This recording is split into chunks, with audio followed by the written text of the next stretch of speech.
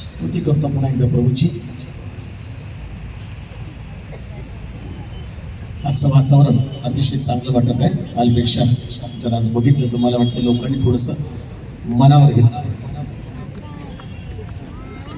तुमचं देवावर प्रेम आहे की नाही हे तुम्हाला सिद्ध करावं लागतं. एक शब्द इंग्लिशमध्ये खूप कॉमन आहे. आपल्या प्रेम भावना व्यक्त करण्यासाठी एक शब्द आम्ही वापरतो की मी तुझ्यावर प्रेम करतो, आय लव्ह यू. परंतु या शब्दानं कोणाचं पोट भरत नसतं बरं का. त्याला एखाद्याने म्हटलं की नाही माझं तुझ्यावरती प्रेम आहे, परंतु बायबल मधल्या देवा संबंधाने ज्याचा मी विचार करतो तर असं लिहिलं की त्यानं जगावरती त्याचं प्रेम सिद्ध करण्यासाठी स्वतःचा प्राण क्रुसावरती अर्पण करून दाखवलं की आमच्यावर त्याचं किती प्रेम आहे. आणि अजूनपर्यंत जगाच्या इतिहासामध्ये क्रुसावरती आपल्या पुत्राला बलिदान देणारा देव तुम्हाला सापडला. परंतु आम्ही पाहतो देवानं आणि स्वतः ख्रिस्तानं मानव जातीसाठी, त्यांच्या कारणासाठी, त्याच्या उद्धारासाठी पुत्र क्रुसावरती गेला. आणि पित्यानं सुद्धा आपल्या एकुलत्या एक पुत्राला त्या वधस्तंभावरती अर्पण करून टाकलं आणि त्याने दाखवलं की माझं तुमच्यावर प्रेम. आता आम्ही शब्दानं नुसतं म्हटलं की देवा माझं तुझ्यावरती प्रेम आहे, ते तुम्हाला सिद्ध करावं लागतं. आणि प्रेम सिद्ध करत असताना प्रेमासाठी किंमत चुकवावी लागते, प्राण सुद्धा द्यावा लागतो. मग ख्रिस्ती धर्मातलं सगळ्यात महत्वाची गोष्ट किंवा महत्वाचा स्वभाव जर काय असेल तर पवित्र शास्त्र सांगतं प्रेम. आणि एखाद्या व्यक्तीमध्ये देव आहे. शिष्याने ईश्वर विचारलं की देव म्हणजे नेमकं काय. त्यास ईश्वर एका वाक्यामध्ये सांगितलं देव प्रीती आहे. म्हणजे जर माझ्यामध्ये देव आहे तर माझ्यामध्ये प्रीती आहे. एखाद्या व्यक्तीचं अंतःकरण जर त्याच्यामध्ये द्वेष आहे, त्याच्यामध्ये मत्सर आहे, घातकी स्वभाव आहे, कोणाचा तरी नाश करायची त्याची इच्छा आहे, तर त्या व्यक्तीनं स्वतःला तपासलं पाहिजे माझ्यामध्ये देव आहे का. देव असणाऱ्या व्यक्तीला सगळे दैवी स्वभाव प्राप्त होतात. ज्याला देव सापडला त्या व्यक्तीचे विचार, त्या व्यक्तीचे स्वभाव, त्याच्या सवयी सगळ्या बदललेल्या. जर माझ्यामध्ये चेंज नाही, माझ्यामध्ये बदल नाही, मी कधीच रात्रीच्या समयी प्रभू येशू ख्रिस्ताकडे येऊन एक प्रश्न करतो की मला स्वर्गात जावं किंवा स्वर्ग मला मिळावं म्हणून मी काय केलं पाहिजे. तर वास्तविक पाहता निकोदेमस एक धर्मपंडित आहे, धर्माचा गाढा अभ्यास त्याच्याकडे आहे, परंतु धर्म माहीत असणारा आणि लोकांना धर्म सांगणारा व्यक्ती आज येशू समोर हातबलाय आणि तो म्हणतो मला स्वर्ग राज्य मिळावं तर मी काय केलं पाहिजे. त्या येशू त्या रात्री त्याला एक सांगतो की बाबा नव्यानं जन्मल्या वाचून कोणी देवाचं राज्य पाहू शकत नाही. नवा जन्म काय नवा जन्म आहे. तो म्हणतो म्हातारा झालेला मनुष्य आता पुन्हा कसा काही नवा जन्म घेणार आहे, आईच्या उदरामध्ये कसा जाणार आहे. आता धर्म शिकवणाऱ्या माणसालाच माहित नाही नवा जन्म कसा आहे. कारण काय झालं माहिती का, जो जन्म घेऊन आम्ही आलो, जन्म म्हणजे आमचा एक स्वभाव आहे. प्रत्येक परिवाराला एक विशेष प्रकारचा त्यांचा स्वभाव आहे. म्हणतात ना त्यांच्या घरात दारू पिणारे लोक आहेत, सगळेच दारू घेतात, स्वभाव आहे. त्यांच्या घरात मुलगी देऊ नका, सगळे भांडखोर लोक आहेत, नाव आलं की त्या नावापुढं एक स्वभाव आहे. एखादा परिवार त्यांच्या संबंधाला म्हटलं हे सगळे फसवे लोक आहेत, हे स्वभावामध्येच येतं ना. आता तुमचा नवा जन्म व्हायला पाहिजे म्हणजे तुम्हाला तुमच्या स्वभावातनं बाहेर यायला पाहिजे. मग करणार कोण हे, हा तुमचा स्वभाव तुमच्यातनं जाणार कसा. आणि अजून एक गोष्ट तुम्हाला सांगतो, स्वर्ग हे सगळ्या बदललेल्या लोकांचं ठिकाण आहे. बदललेल्या लोकांचं ठिकाण हा, तुम्ही ते गाणं गाता, तुम्हाला ती सवय लागली, जसा मी आहे निराधार आला तसाच दे उद्धार. ते तुम्ही गाता म्हणून तुम्हाला उद्धार मिळणार नाही. मुळामध्ये तुम्हाला तुमचं जीवन बदलावंच लागणार. आणि जीवनामध्ये जर बदल नाही ना, तर स्वर्गाची कल्पना सुद्धा करू नका. कोणीच कल्पना करायची नाही. ते आम्हाला सवय लागलेली नाही का, दारुड्या मेला ना आणि त्याच्या मुलाचं लग्न असलं की त्या पत्रिकेमध्ये लिहिलं असतं ख्रिस्तवासी टिंब टिंब. आणि देवाच्या वचनात लिहिलं मद्यपी लोकांना स्वर्गाच्या राज्यामध्ये, मद्यपी जारकर्मी, गलतीकराच्या पत्रामध्ये मोठी लिस्ट दिलेली आहे कोण स्वर्गामध्ये जाणार नाही. खून करणारे, व्यभिचार करणारे, जारकर्मी, अशुद्ध कर्म करणारे, हेवा असणारे, राग असणारे लोक. आणि सगळे स्वभाव तर आम्ही शहरामध्ये घेऊन चाललेलोच आहे ना. आणि आम्हाला आमच्या स्वभावाबद्दल काय वाटत नाही. आम्हाला काय वाटतं माहिती का, आम्ही चर्चला जातो ना, दानधर्म करतो ना, सगळ्या गोष्टी आम्ही दर रविवारी शब्दात पाळतो, शास्त्र वाचन करतो, सगळ्या गोष्टी आमच्यामध्ये. परिवर्तनाचं काय, स्वर्गात जाण्याचं काय विषय माझा तो नाहीये. परंतु जाता जाता काही गोष्टी तुम्हाला सांगणं गरजेचं आहे. निकदमसला धर्मपंडिताला प्रभू येशू ख्रिस्त म्हणतो स्वर्गात जायचंय तर तुझा नवा जन्म झाला पाहिजे. आता मी इथं उभा आहे, मी तुम्हाला किती मोठं प्रवचन केलं, हजारोच्या संख्येने तुम्ही लोक जमला, माझ्या वचन सांगण्याच्या गोष्टीने तुम्ही प्रभावित व्हाल, पुष्कळ लोकांना आरोग्य मिळेल, पुष्कळांचं जीवन बदललं जाईल. परंतु स्वर्ग आणि मी या दोन व्यक्तीला किंवा स्वर्गाला आणि मला पाहिल्यावर माझा प्रवेश माझ्या प्रवचनानं नाही होणार. ऐका बरं का, मी जे प्रवचन करतो, लोकांना आरोग्य देतो, लोकांच्या जीवनामध्ये काम होतं, याच्यावर थोडी माझं स्वर्ग राज्य होतं. आणि मग तो म्हणतो नाही का, मी तुझ्या नावाने भूतं काढली, संदेश दिला, रोगी बरे केले, पण तो म्हणतो मी तुला ओळखतच नाही ना. म्हणून लक्षात ठेवा, एखाद्या प्रीचरचं प्रीचिंग किंवा एखाद्या सेवकाचं आरोग्यदान हे त्या व्यक्तीला स्वर्गामध्ये नेल याची दुसरात सुद्धा शक्यता नाही. पण परिवर्तन ज्या व्यक्तीचं घडेल त्याला स्वर्गापासून वंचित कोणीच ठेवू शकत नाही. हे तितकं सत्य आहे. जर परिवर्तन झालं, बदललं, मग तुम्ही फेमस नाही. पुन्हा मी तुम्हाला सांगतो, फेमस म्हणू नका, पण परिवर्तित बना. हा, पृथ्वी तलावरचं तुमचं फेम आज आहे उद्या नाहीये, पण परिवर्तन ही स्वर्गामध्ये नेण्यासाठी सगळ्यात अत्यावश्यक गोष्ट आहे. आता मुख्य गोष्टीकडे आम्ही जाणार आहोत. देवाचे लोक आणि जगाचे लोक अशा दोन पद्धतीनं या पृथ्वी तलावर राहणाऱ्या लोकांचं वर्गीकरण आहे बरं का, देवाचे लोक आणि जगाचे लोक. आणि पवित्र शास्त्र सांगतं तो त्याचे लोक शोधत आहे. पुन्हा मी तुम्हाला सांगतो, देवाचे लोक आणि जगाचे लोक. आता काय होतं माहिती का, चर्च मध्ये येणाऱ्या प्रत्येक व्यक्तीला वाटतं की मी देवाचा,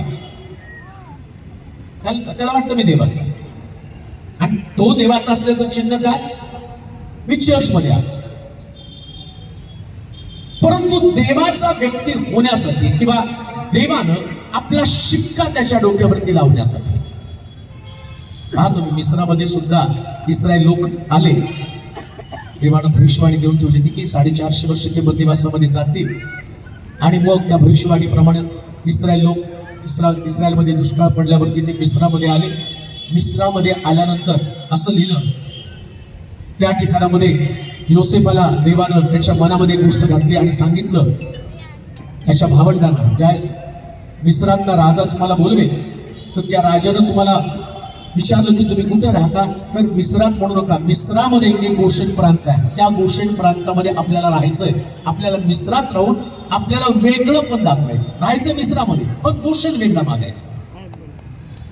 आणि मग ज्यावेळेस या याकोबाचे भाऊ त्या राजासमोर उभं राहिले आणि त्याला विचारलं की कुठं तुम्हाला ठेवावं नाही, त्यांनी सांगितलं आमची उपासनेची पद्धत वेगळी, आमची अर्पणाची पद्धत वेगळी आहे. तुमच्यामध्ये जर आम्ही राहिलो तर तुमच्यामध्ये आमच्याविषयीचा तिरस्कार निर्माण, त्यामुळे तुम्ही आम्हाला गोषण द्या. आणि मग ते गोषणामध्ये राहील. आता बघा, घोषणात राहिल्या कारणानं मिस्री लोक आणि इस्रायल लोक या दोघांची वेगळी ओळख होती. राहत होते हे मिस्रामध्ये, पण यांचा प्रांत घोषण आहे. आणि जेव्हा देवानं शेवटची पिढा त्या ठिकाणामध्ये पाठवली, त्यावेळेस घोषणामध्ये जे लोक राहत होते, संहार आल्यानंतर ज्या पिढा मिस्रामध्ये आल्या त्या पिढा घोषणामध्ये आल्या नाही का? कारण ते देवाची लोक आहेत. हे वैशिष्ट्य आहे. जगात राहा पण जगापेक्षा वेगळं राहा. राजगामध्ये पण जगापेक्षा वेगळं तुमचं अस्तित्व असू द्या. तुमची बोलण्याची पद्धत, विचार करण्याची पद्धत, तुमचा स्नेहभाव, एकमेकाला प्रेम दाखवण्याची पद्धत, या सगळ्या गोष्टी तुमच्याकडे असल्या पाहिजे. ख्रिस्ती लोकांकडे तिरस्कार असता का? कोणाचा तिरस्कार करू नका.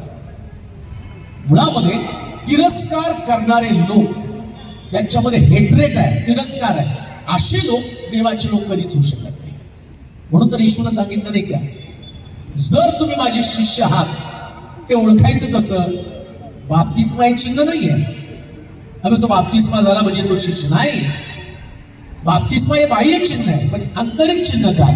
तो तुमची एकमेकावर प्रीती असेल तर लोक तुम्हाला माझे शिष्य म्हणतील. तुमची प्रीती जर एकमेकावर असेल तर तुम्ही शिष्य आहात. ओळख आहे ती देवाच्या लोकांची. तुम्ही प्रेम करायला पाहिजे, हेट्रेट नाही, तिरस्कार नाही तुमच्यामध्ये असला पाहिजे. आता हे झाले देवाचे लोक. मला या देवाच्या लोकांसंबंधानं जर वर्गवारी करायला लागली देवाचे लोक तर तो वेगळा विषय होईल, पण थोडक्यामध्ये मी तुम्हाला सांगितलं देवाचे लोक आणि जगाचे लोक. आता देव त्याच्या लोकांच्या बाबतीत ऐका बरं का, परमेश्वर त्याला त्याचे लोक आवश्यक आहे. म्हणून तर आम्ही पाहतो की येशू ख्रिस्तानं शिष्याला गावामध्ये भाकरी आणण्यासाठी पाठवलं आणि विहिरीवरती गेला, आणि विहिरीवरती शंभरुणी स्त्रीला तो त्याच्या लोकांसंबंधाला बोलवत आहे. त्याच ती शंभरुणी स्त्री येशूला म्हणली, तुमचे लोक त्या डोंगरावरती जाऊन उपासना करत होते, तुम्ही यहुदी, आम्ही शंभरुणी. तिला पण माहितीये देवाचे लोक कुठले, शंभरुणी लोक कुठले, यहुदी लोक कोणते. तिला पण ती कल्पना आहे की देवाचे लोक वेगळे, त्यांची उपासना करण्याची जागा वेगळी, त्यांची उपासनेची पद्धत वेगळी. मग येशू ख्रिस्त त्या बाईला देवाच्या लोकांचं वैशिष्ट्य सांगतो. तो म्हटला, पिता स्वतःचे उपासक शोधत आहेत, माझे लोक माझी उपासना आत्म्यानं आणि खरेपणानं करतील. हे त्याचं वैशिष्ट्य आहे, त्याच्या स्वतःचे लोक. म्हणजे स्वतःचे लोक सोडून अजून काही लोक जगामध्ये अस्तित्वात आहेत, आणि उपासनेच्या पद्धतीमुळं ते लोक देवाचे किंवा जगाचे ठरले जातात.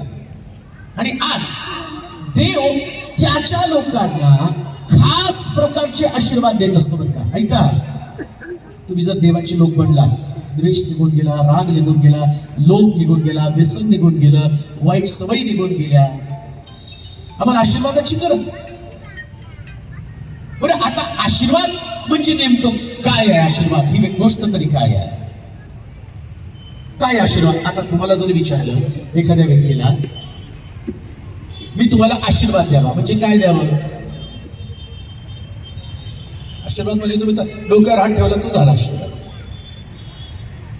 आता आशीर्वाद ही तुमची फिलिंग झाली, भावना झाली. त्या एखाद्या व्यक्तीने डोक्यावरती हात ठेवला ती त्याची भावना झाली की चला या व्यक्तीने माझ्या डोक्यावर हात ठेवला आणि मला आशीर्वाद दिला. परंतु देवानं त्याच्या लोकांना दिलेले आशीर्वाद आज पवित्र शास्त्रात मी म्हणावं तर पहिलं, मला देवाचा व्यक्ती बनायचंय हे मनामध्ये फक्त घ्या. मला देवाचा व्यक्ती बनायचं. देवाचा व्यक्ती बनल्याशिवाय देवाचे कोणतेच आशीर्वाद ना माझ्या घराला, ना माझ्या बिझनेसला, ना माझ्या नोकरीला, ना माझ्या शरीराला प्राप्त होणार. सगळ्याला आशीर्वादाची गरज आहे. शरीराला आशीर्वादाची गरज आहे. बायबलमध्ये 2 गोष्टी सांगितलेल्या अनुवादाच्या पुस्तकामध्ये. यात लिहिलेल्या गोष्टी तू पाळशील तर आशीर्वाद तुझ्या मागे धावत येतील, आणि यातली एकही आज्ञा तू मोडशील तर यात लिहिलेले सगळे शाप तुझ्या जीवनामध्ये येतील. मग तू म्हटला, नगरात तू शापित, शेतीवाडीमध्ये तू शापित, तू जाताना शापित, तू येताना शापित, तुझी गाठवत शापित, तुझं शरीर शापित, तुझं राष्ट्र शापित, तुझा देश शापित, तुझं घराणं शापित, एवढे सगळे शाप अनुवादाच्या पुस्तकामध्ये दिले. आणि वचन पाळणारे, वचनावरती विश्वास ठेवणारे, आज्ञांमध्ये रमून जाणारे लोक, तो म्हटला तू जाता येता आशीर्वादित होशील, तुझं गुरढोर, तुझी शेरडं मेंढरं सुद्धा आशीर्वादित होतील. परवा कोणीतरी एकाने मला सांगितलं की म्हैसच दूध देत नाही. मला मोठं आश्चर्य वाटलं. तरी प्रार्थना करा माझी म्हैस दूध द्यायला काय. थोडासा राग पण आला मला. म्हणलं आता म्हशीसाठी पण प्रार्थना करावं का. पण मग तेवढ्यात मला त्या अनुवादाच्या पुस्तकामध्ये तुझी जनावरं, तुझी गोठ्यातले वस्स मी आशीर्वादित करेन. मग म्हटलं काही हरकत नाही, यानं सांगितलं तर आपण प्रार्थना करायला हरकत नाही. ते म्हटले म्हैस बसली की उठायलाच त्या नाही दूध द्यायला, त्याला बसा कोणाच पोर देते, कशाला करत देतात. आवरा तिथे इकडे येऊच देऊ नका. आणि मग त्या ठिकाणामध्ये त्यांनी सांगितलं की नाही म्हैस मी 2 तास आलो पण ती उठायला तयार नाही. आता देवाला दाखवायचं होतं की मी आशीर्वादित करतो तुमची जनावर, आणि मलाही शिकवायचं होतं की तुला प्रार्थना म्हशीसाठी सुद्धा करावं लागेल. आणि मी केली प्रार्थना. म्हटलं देवा याची म्हैस सुटू दे, नाहीतर हा काय मला सोडणार नाही, सारखा मला फोन करणार आहे आणि तिने दूध देऊ दे. आणि मग थोडस करायची म्हणून प्रार्थना केली. देवा याच्या म्हशीच्या काय करू ना प्रार्थना, आता तिला बुद्धी दे, ज्ञान दे, उभं राहण्यासाठी तिला कृपा पुरव, काय प्रार्थना करणार आहे. पण म्हटलं देवा याच्या म्हशीला आशीर्वाद दे आणि तिने त्याला दूध द्यावं असं काहीतरी कर. आणि केली प्रार्थना, ठेवून टाकलं. दुसऱ्या दिवशी त्यांनी 2000 पाठवले, 2000 रुपये पाठवले गुगल पे वरती. अहो तुम्ही प्रार्थना केली, माझी म्हैस उठली आणि तिने दूध दिलं. बाबा आशीर्वाद देव म्हशीला, जनावराला देतो तर त्याच्या लोकांना किती आशीर्वाद देणार आहे हा माझा मुद्दा आहे. आम्हाला त्याची ओळखच आहे. आणि कधी कधी देव काय करतो माहिती का, माणसं ऐकत नाही मग जनावरांमध्ये आशीर्वाद पाठवतो. माणसं ऐकत नाही, माणसं ऐकतच नाही, कारण काही पण सांगा.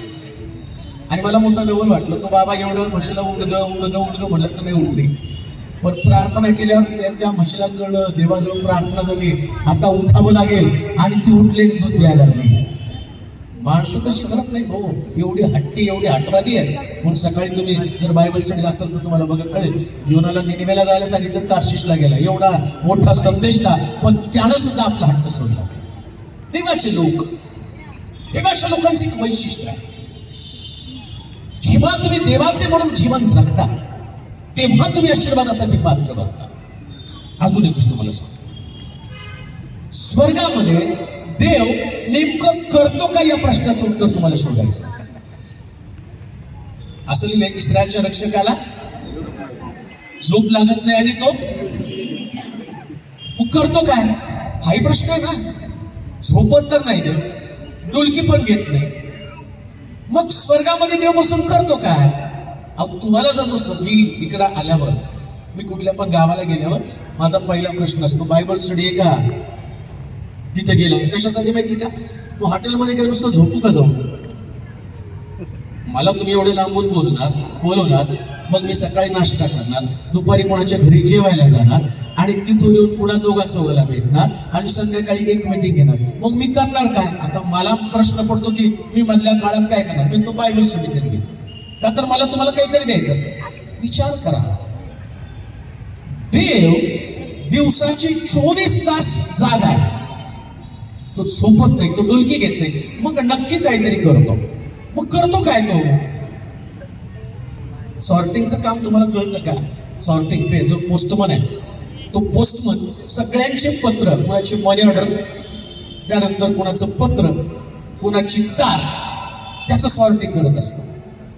मग ज्याची मनी ऑर्डर पाठवायची त्याला तार नाही देत, नाही का. समजा ज्याची मनी ऑर्डर पाठवायची त्याला तार दिली की तो मरूनच जाईल ना. आमच्याच घरात का घडलं.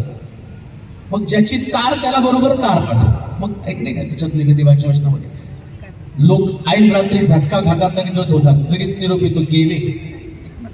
झटका बसला का, हृदय नीट नव्हतं, असं लिहिलंय. देव रात्री हृदयाची झडती घेतो. कधी घेतो. आणि लोक जास्तीत हार्ट अटॅकने कधी मरतात, का मरतात. सायन्सला त्याचं उत्तर माहित नाही, पण बायबल मध्ये त्याचं उत्तर आहे. रात्री झोपल्यावर तुम्ही झोपता आणि देव तुमच्या हृदयाची झडती घेतो. झडती घेतो म्हणजे काय, स्पॉटिंग करत असतो दिवसभर, काय काय साठवलंय मनामध्ये, कुणा संबंधाने खुन्नस धरली, आणि रात्री झोपताना तुम्ही विचार केला, रात्री झोपताना काय म्हणता, आत्ता शांत झोपतो, उद्या जाऊन बदला घेतो, देव म्हणतो याचं हृदयाचं बंद पाडून लय दडगड लय द्वेष त्याच्या अंतःकरणामध्ये बसले. म्हणून लक्षात ठेवा, रात्री झोपताना ना हार्ट अटॅक येऊ नये म्हणून सगळ्यांना क्षमा करून झोपा, तर प्रभू तुम्हाला शांत निद्रा देणार आहे. आम्ही म्हणाल का, जगायचं तर चांगलं जगा, नाहीतर हार्ट अटॅकने मारा. आणि मला बोला मयत करायला येतो. आणि लोक एवढे विचित्र आहेत. मला एकदा मुंबईहून एकाने फोन केला, आमची करायला तुम्ही याल का, मारा म्हटलं आम्ही मग येतो. अजूनपर्यंत अशी रिक्वेस्ट कोणी पाठवली नाही. आणि त्याला मला असं वाटतं की तुमच्या हातून माझी मयत व्हायला पाहिजे. आता मी वाट बघू का, तू कधी मरतो, मी कधी रिझर्वेशन करू आणि कधी तिथं पोहोचू. या डोक्यात त्याच्या कल्पना आहेत ना, त्या काढून टाका. सगळ्यात महत्वाची गोष्ट काय, तुमचं हृदय तुम्हाला स्वच्छ ठेवायचं. कशासाठी? देवासाठी. आता देव काय करतो, तर तो त्याच्या लोकांना आशीर्वाद देतो. पुन्हा ऐका, परमेश्वर रात्रंदिवस काय करत आहे, कुणाला आशीर्वाद, कोणाचं जजमेंट, कोणाचा न्याय, कोणाला दंड, कोणाला प्रमोशन, कोणाचं डिमोशन, आणि सगळ्या गोष्टी प्रभू काय करत असतो, का करत असतो, हाही प्रश्न आहे. त्याचं ऑब्झर्वेशन आहे. मग दावीद काय म्हणतो माहिती का, तू माझं उठणं, माझं बसणं, माझं चालणं, माझं बोलणं तू बारकाईनं पाहत असतो. लक्षात घेऊ द्या तुमच्या, आम्ही देवाचे लोक म्हणून तो आमचे प्रत्येक शब्द, आमचे विचार, आमचं हृदय, आमचं अंतःकरण, आमचे संबंध एकमेकावर पाहत असतो. काय करत आहे देव? माझं प्रीचिंग पाहत आहे. प्रीचिंग माझं नाही, हे देवानं दिलेले शब्द आहेत. तो म्हटला, तू मुख उघड मी ते भरेल. हे देव भरत आहे. हे काही माझ्या डोक्यातनं आलेल्या कल्पना नाहीये, हे पवित्र आत्म्याचं का. पण जेव्हा देव मला पाहिजे ना, तेव्हा माझे तुमच्यावरचे संबंध काय, देवाचं मनुष्य म्हणून मी धार्मिकता शिकवतो, पण मी धार्मिकता पाळतो का? मी प्रेमासंबंधानं शिकवतो, पण प्रेम माझ्यातनं बाहेर पडतं का? मी क्षमे संबंधानं बोलतो, पण क्षमा माझ्यामधनं बाहेर पडते का? मी शुद्धते संबंधानं बोलतो, पण शुद्धतेचं जीवन माझं आहे का? हे सगळं देव तपासणार आहे आणि त्याच्याप्रमाणे जजमेंट करणार आहे. हे देवाचं रात्रंदिवस काम. म्हणून रात्री झोपताना त्या प्रार्थना क्लेम करून झोपू नका. कोणत्या प्रार्थना? इस्रायलाच्या रक्षकाला. आणि कशासाठी इस्रायलच्या रक्षकाला झोप लागत नाही? आम्ही म्हणतो देवा रात्री झोपतो, भूत फक्त येऊ दे नको जवळपास. त्याच्यासाठीच आमची प्रार्थना असते ना.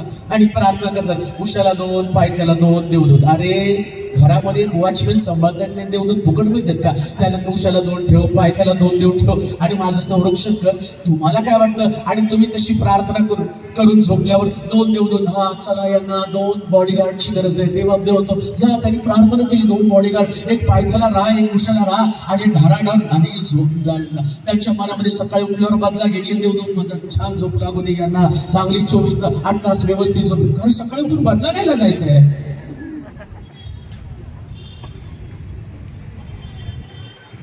आणि मग तो सैतान पण म्हणतो, नाही याने प्रार्थना केली, याच्या स्वप्नात नको जायला.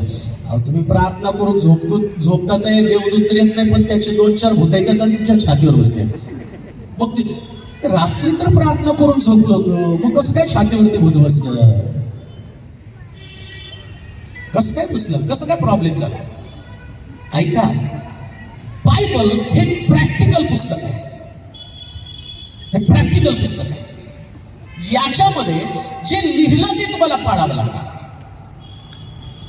देवाचे लोक म्हणून तुमच्यावरती काही जबाबदारी आहे, रिस्पॉन्सिबिलिटी आहे, ती तुम्हाला पाळता आल्या पाहिजे. मी देवाचा मनुष्य, आणि देवाचा मनुष्य म्हणून नुसतं मला प्रार्थना, प्रवचन, लोकांच्या जीवनासंबंधीचं ओझं घेऊन जगता कामा नये. बायबल सांगतं, मी दुसऱ्याचा द्राक्षीचा मळा राखायला गेलो आणि माझाच मळा कोणीतरी उद्ध्वस्त करून टाकला. मी रक्षण केलं लोकांचं, माझ्या मळ्याचं काय? मी खूप सुधारत नाही. तुम्ही मला एक वेगळा प्रीचर म्हणून पाहत असाल, पण मी व्यक्तिगत पाहिलं तर फार सुधारतो. मी माझ्या आत्मिक जीवनाची सगळ्यात जास्त काळजी करतो. नाही मला बाकीच्या लोकांचं घर मला माहिती. तुम्हाला सांगता सांगता तुम्हाला रिपेअर करता करता मीच बिघडून जायचं नाही का? तुम्हाला रिपेअर करता करता तुमचे स्वभाव लक्षात ठेवा. पाळगाचं काम सगळ्यात डेंजर असतं. एकाला किती सांगणार समजावून सांगणार सांगणार सांगणार सांगता सांगता बिचाराला तो इतका घसरून जातो की त्याला वाटतं गेली खड्ड्यात दिसते. नकोच काय या लोकांना चालवायचं. परंतु मी नेहमी लोकांशी बोलतो. मी पर्सनली कुणाशी बोलणार नाही. तू असं वाग तसं वाग असं वाग तसं वाग नाही. पर्सनली आपण पुलपीट वरून मी बोलणार का? जे लोक पुलपीट वरून बदलत नाही ते पर्सनली पण कधी बदलणार नाही. हे पण तितकं सत्य बघा. जर पुलपीट वरून नाही बदलत तर पर्सनली काय बदलणार. आणि बघा आदामाला देवानं पर्सनली सांगितलं सगळ्या झाडाचं फळ का मधल्या झाडाचं फळ ऐकलं का त्यानं? खायचं तर खाल्लंच ना. आता देवाला त्या गोष्टीचं वाईट पण वाटलं. अरे एवढं समजावून सांगितलं तरी या व्यक्तीने ऐकलं नाही. म्हणून स्वतःच्या आत्मिक जीवनाची काळजी घ्या आणि तुम्ही देवाचे लोक बना. आता देवाचे लोक यिर्मयाच्या पुस्तकामध्ये आम्ही जाणार आहोत. 31 अध्याय 12 पासून 14 पर्यंत वचन. यिर्मयाचं पुस्तक 31 अध्याय 12 ते 14 पर्यंत वचन. देव त्याच्या लोकांसाठी जे आशीर्वाद देतो त्या आशीर्वादासंबंधाने मी पाहणार आहोत. पहिल्यांदा मला देवाचा व्यक्ती बनायचे, देवाचे लोक बनायचे. यिर्मयाचं पुस्तक 31 अध्याय 12 ते 14. ते येऊन सियोनीच्या माथ्यावर आनंदाने गातील. परमेश्वराचे उपयुक्त वरदाने म्हणजे धान्य, नवा द्राक्षरस, ताजे तेल, गुरा मेंढरांचे वत्स्य याकडे लोटतील. गुरा मेंढरांचे वत्स्य याकडे लोटतील. त्यांचा जीव भरपूर पाणी दिलेल्या बागेप्रमाणे होईल. त्यांचा जीव भरपूर पाणी दिलेल्या बागेप्रमाणे होईल. यापुढे लहान होणार नाही. त्या समयी कुमारी आनंदाने नृत्य करतील. वृद्ध व तरुण एकत्र आनंद करतील. मी त्यांचा शोक पालटून त्याचे आनंद करीन. मी त्यांचे सांत्वन करीन. त्यांच्या दुःखानंतर त्यांनी आनंद करावा असे मी करीन. आणि मी त्यांच्या याचकांचा जीव मिष्टांनाने तृप्त करीन. बस माझे लोक एक शब्द तिथं वापरला आहे आणि मी सुरुवातीपासून तुम्हाला सांगत आहे. आज रात्री 2 प्रकारचे लोक या ठिकाणामध्ये आहेत. एक देवाचे लोक आणि दुसरे देवाचे नसलेले लोक. आता देवाच्या लोकांसंबंधानं तुम्हाला स्पष्ट सांगितलं. वचन ज्यांच्यामध्ये आहे ते देवाचे लोक, जे देवाचं वचन पाहतात. क्षमा करा म्हटल्यावर क्षमा करतात. काल मी सांगितलं तुम्हाला लवकर यायला पाहिजे. मी 6ला आलो असतो तुम्हाला देवाचे लोक ओळखता आले असते. किती आहेत? 20 आहे, 30 आहे, 40 आहे, 50 आहे, 100 आहे. ते देवाचे लोक समजले.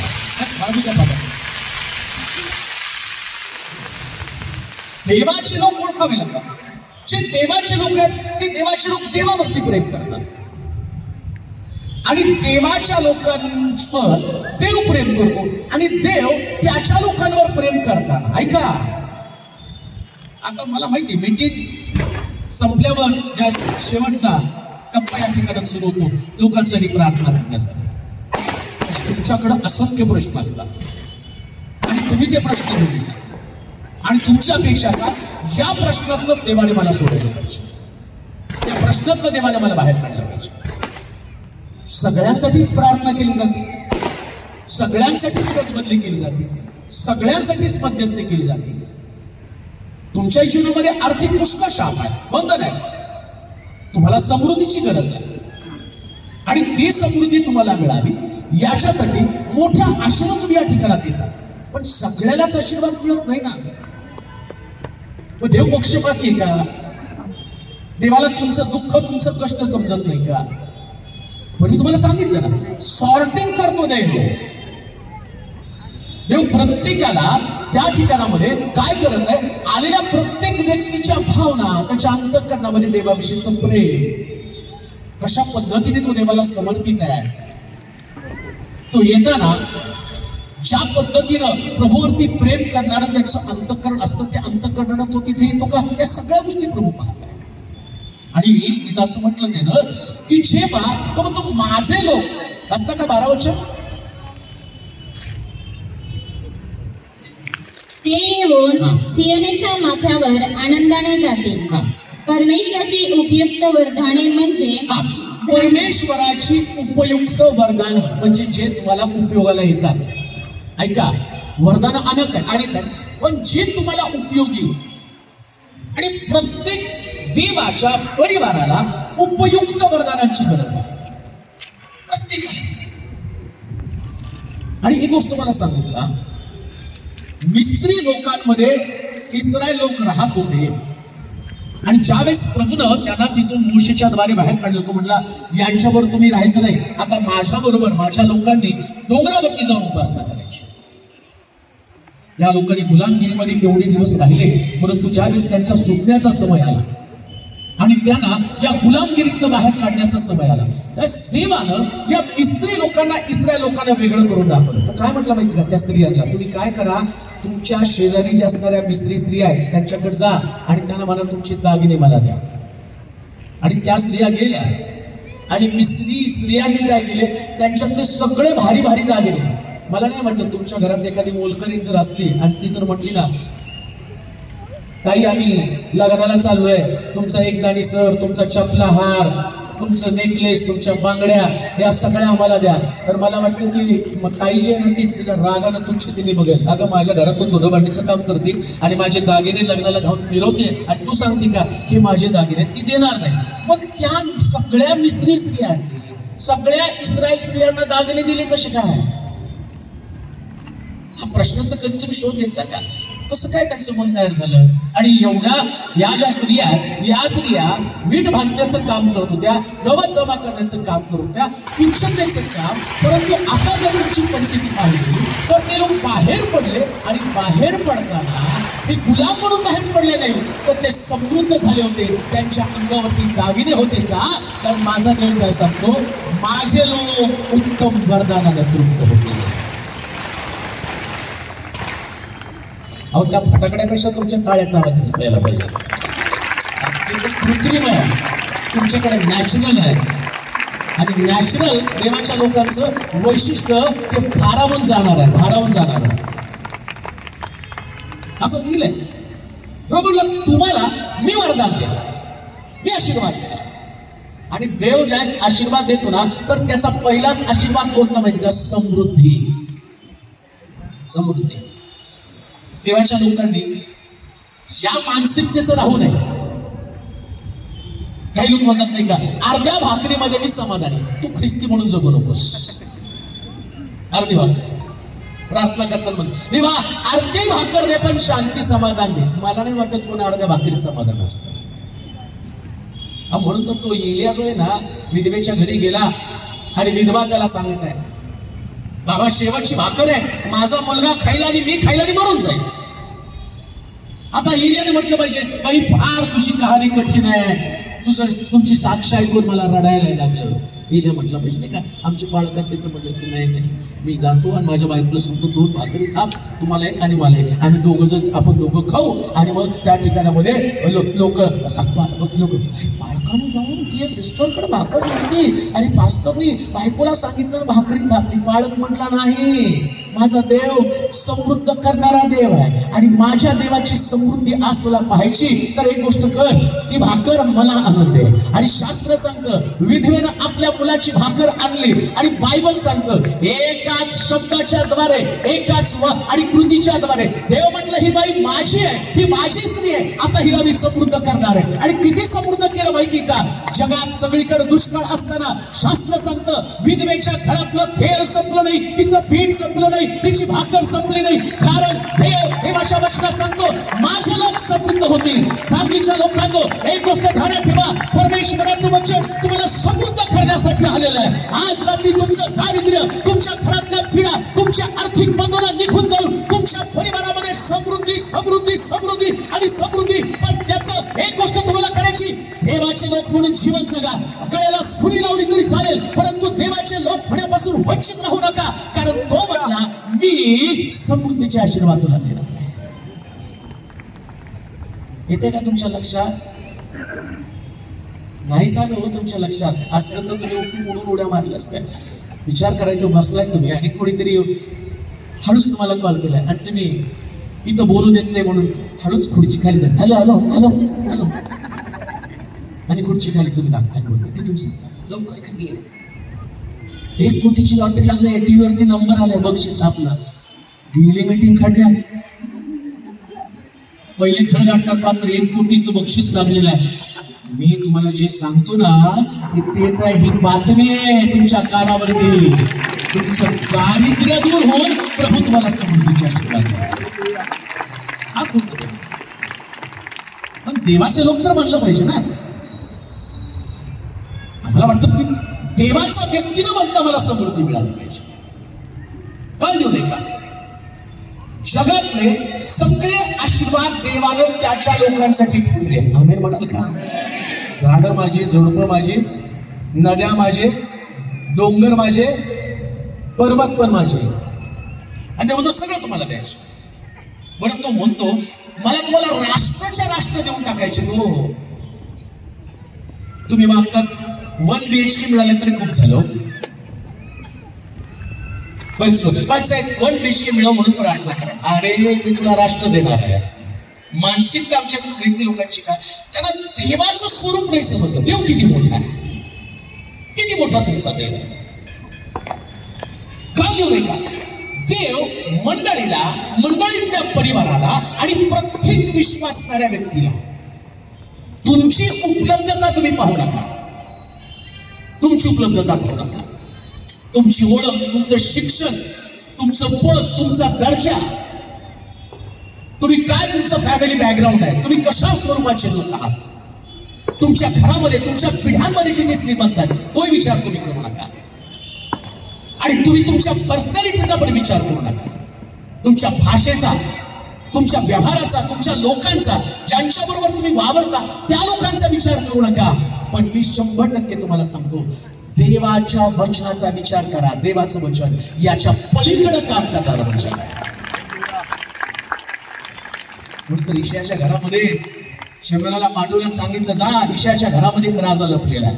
ईशा आला, शमूएल आला आणि ईशाला म्हणतो तुझी मुलं घेऊन ये. देवानं मला तुझ्या घरात राजा म्हणून एकाला निवडलेलं आहे. त्याने तो आला आणि त्याने त्याची 7 मुलं आणली. 8वा रानामध्ये मेंढर चालणारा होता आणि तो त्या घरामध्ये राहण्याच्या पण लायक नव्हतं, नाही का? आमच्याकडे पण पद्धत असते, पोरग शिकलं नाही ना तर ते म्हणतात तुला 4 बकऱ्या घेऊन देतो. आता नाही बकऱ्या, पण पूर्वी आम्ही लहान होतो म्हणायचे नाही शिकला ना तुला 4 बकऱ्या घेऊन रानामध्ये बकऱ्या चारायला सांग. पूर्वीची पद्धत होती. दाविदाच्या बापाने तेच केले. डोकंच चालत नाही, उठतं की वाजवत बसतं. त्या दावीद विना घेत होता, वाजवत बसत होता. आणि लक्षात ठेवा, इकडं त्याच्या घरातल्या लोकांनी त्याच्यासाठी डिक्लेअर करून टाकलं हा व्यक्ती कधीच राजा बनणार किंवा हा राजा सोडाव. त्याच्या बापाला असं म्हटलं राजकारभारात पण कधी कामाला जाणार. पण देव म्हणतो माझ्या लोकांना मी माझ्या वरदानाने बरेल. आणि दाविदानं सिद्ध करून दाखवलं. तो त्याच्या बापाचा नव्हता, तो त्याच्या भावाचा नव्हता, तो फक्त त्याच्या देवाचा होता. कोणाचा असू नका, कोण बाप, कोण भाऊ, कोण आई, कोण बायको, कोण नवरा. याचा अर्थ नवरा बायको सोडू नका बरं. नाही तर पाळकानं सांगितलं चला घटस्फोट घेऊन मोकळं भाव नाही, तसं नाही, हे राहणार. पण पतीला देव नका बरं. आमच्याकडे म्हणतात ना पती देव. आला आमचा देव नाव घेऊन घालतो कमरेतला आता उठता बसतात ते तो शिव्या आणि म्हणतो आमचा पती देव आहे. नाही तो देव काय लेकर आपल्या आई वडिलाला देव मानतात. नाही, देवानंतर त्यांची जागा आहे, पण देवाला देवाचीच जागा आहे. प्रिया, देवाची जागा पक्की आहे. दाविदानं आपल्या अंतःकरणामध्ये देवाला प्रथम स्थान दिलेलं आहे आणि त्याच्या घरातल्या लोकांनी दाविदाला आपल्या अंतःकरणात स्थान सुद्धा दिलेलं नाही. नीट आहे का? त्याच्या हृदयामध्ये दाविदाला स्थानच नाही.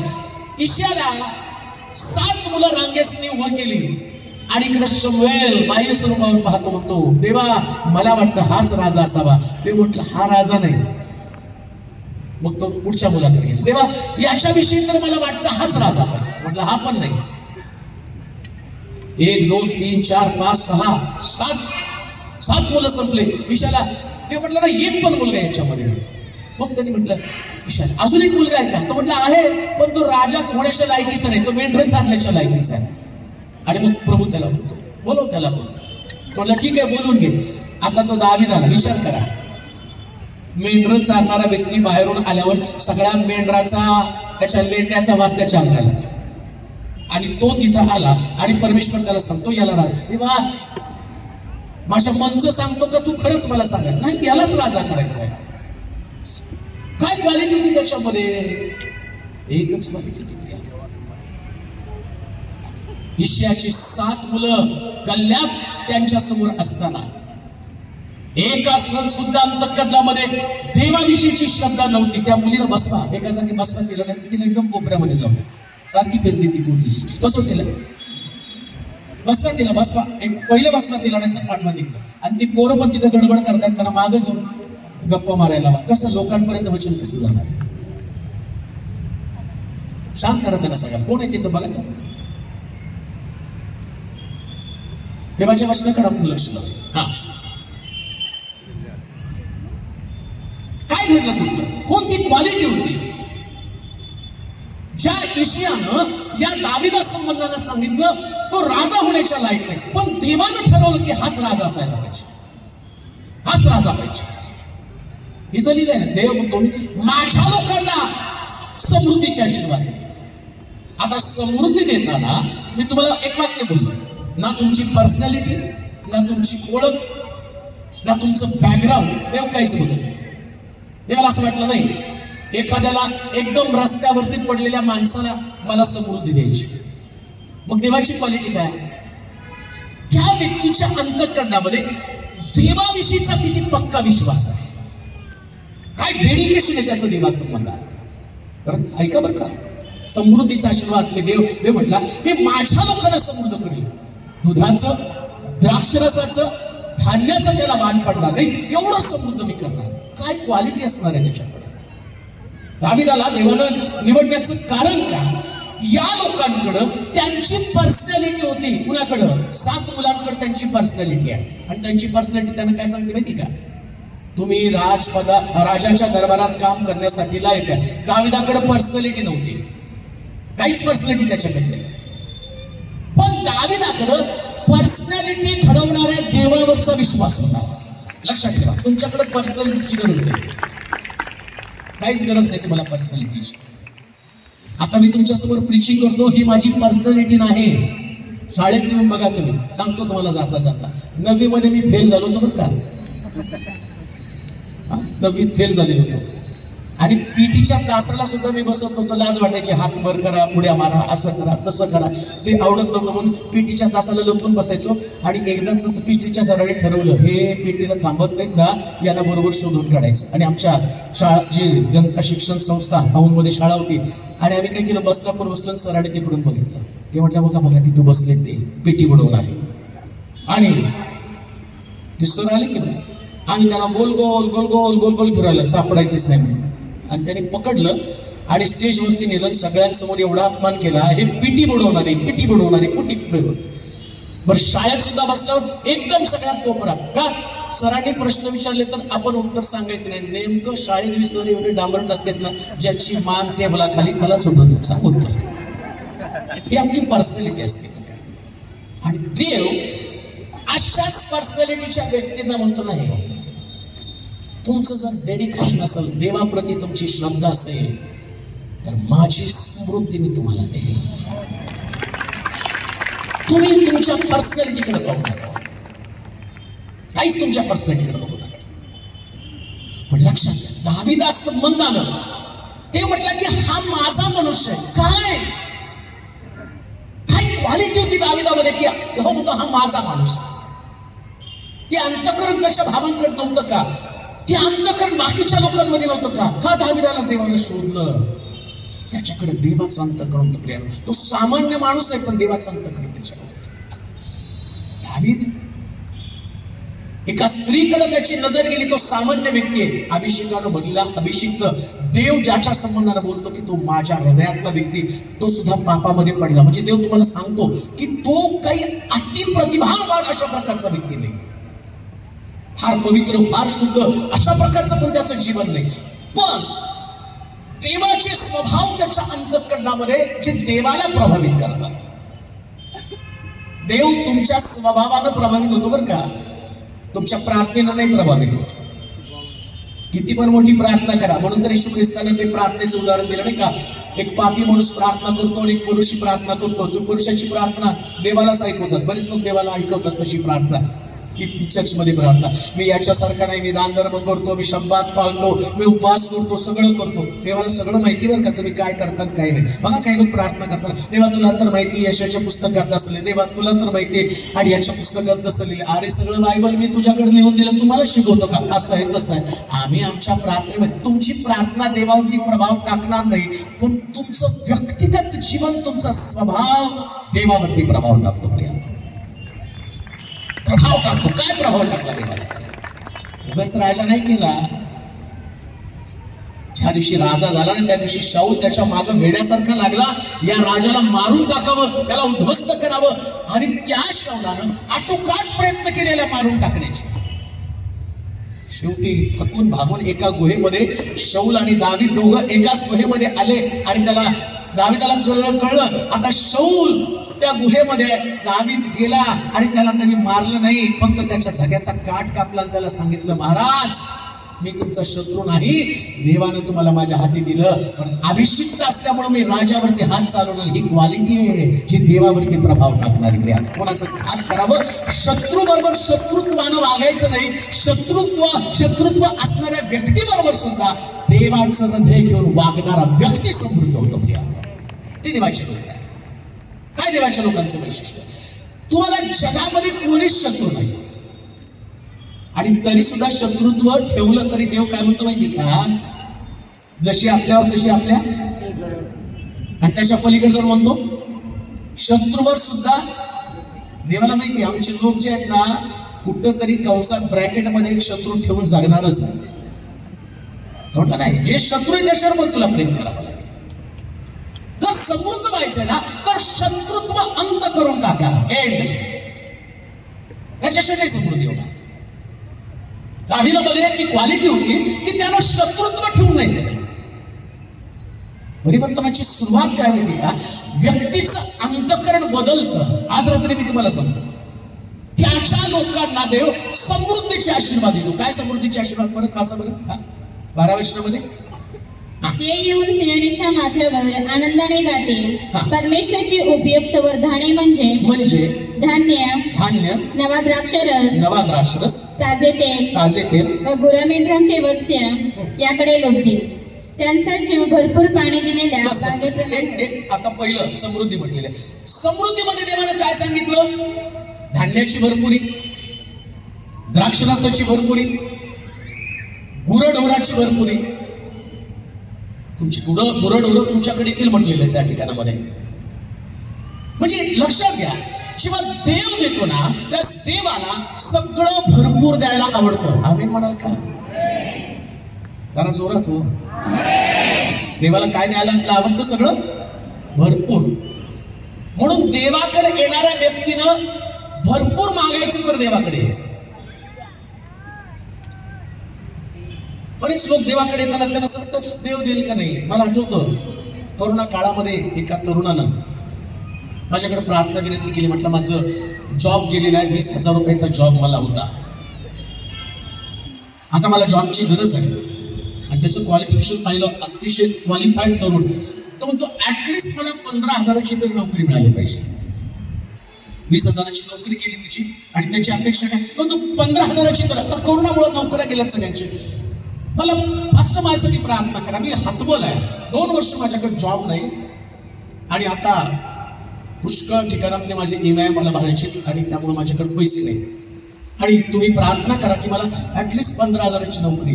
त्या दिवशी माझ्या काय डोक्यात आलं कोणच नाही. तेव्हा याला याच्या योग्यतेपेक्षा अधिक तू दे अशी मी प्रार्थना केली. हा वाटतोय तुला 15,000ची नोकरी, पण याची बुद्धी थक्क करतील अशा प्रकारची नोकरी, क्वालिफाईड व्यक्ती, पण ची परिस्थिती त्याच्यासमोर निर्माण झाली आणि त्याच्यामुळे त्याला असं वाटलं की ऍटलिस्ट मला 15,000ची नोकरी मिळाली. पण तुम्ही विचार करू शकणार नाही, जेव्हा त्या तरुणानं मला फोन करून सांगितलं 2 वर्षापूर्वी सगळ्यात मोठ्या कंपनीमध्ये मी इंटरव्ह्यू देऊन आलो होतो आणि मला ते विसरून गेलो होतो की ती कंपनी मला हायर करेल म्हणून. असं तुम्ही प्रार्थना केली, मी 15,000ची नोकरी मागितली पण ज्या कंपनीनं मला कॉल दिला त्या कंपनीनं मला 1,00,000 रुपये पगाराची नोकरी दिली. तुमची बुद्धी काम करणार नाही असं देव काम करणार. आणि मी कथेतला देव तुम्हाला नाही सांगत. ज्या देवाविषयीची घोषणा करण्यासाठी मी तुमच्याकडे उभा आहे तो समृद्धीचे आशीर्वाद. बरं, समृद्धी साधी सुधी समृद्धी नाही हो. स्वतः दाविदाचं कन्फेशन आहे, त्याची कबुली आहे. जे शास्त्रातली वचनं तुम्ही वाचताना ही वचनं तुमच्या बुद्धीला आणि स्वीकारण्यासाठी योग्य नसतील. तुमची बुद्धी काम करणार नाही. तुम्हाला वाटत पण नाही असं काही घडणार. परंतु लक्षात ठेवा, आशीर्वाद कोणी व्यक्ती तुमच्याकडे पाठवत नाही. आशीर्वाद पाठवणारा, आशीर्वादाचा उगम स्रोत जो निर्माण करता, तो निर्माण करता कशा पद्धतीने आशीर्वाद पाठवायचे ते ठरवत असतो. आणि कसे आशीर्वाद पाठवतो? दुसरे राजे 7 अध्याय 1 आणि 2 वचन वाचा. दुसरे राजे 7 1 आणि 2 वचन. काय करू, मला इथं जवळजवळ 5 गोष्टी सांगायच्या, पण पुन्हा प्रॉब्लेम हाच येणार आहे की तुम्हाला तेवढं सांगून होणं. सकाळी पण आपण जवळजवळ 14 ऐकणार होतो, पण एकच सांगून झाले. आता संध्याकाळी पण तेच होणार आहे. हा वाचा वाचा. तेव्हा त्या सरदाराच्या हातावर राजा टेकत होता. हा. त्याने देवाच्या माणसांना म्हटले, हा. पहा, पहा. परमेश्वराने आकाश कपाटे उघडली हा. तरी असा प्रकार होईल काय? असा प्रकार होईल काय? त्याने त्यास म्हटले, त्याने त्यास तू म्हटले, आपल्या डोळ्यांनी हे पाहशील, डोळ्यानं पाहशील, पण त्यातले काही खाव्यास नाही. देव आशीर्वाद देतो. ते कसले देतो? आकाश कपाट उघडून आशीर्वाद देतो. काय देतो देव कसे आशीर्वाद देतो? म्हणजे काय?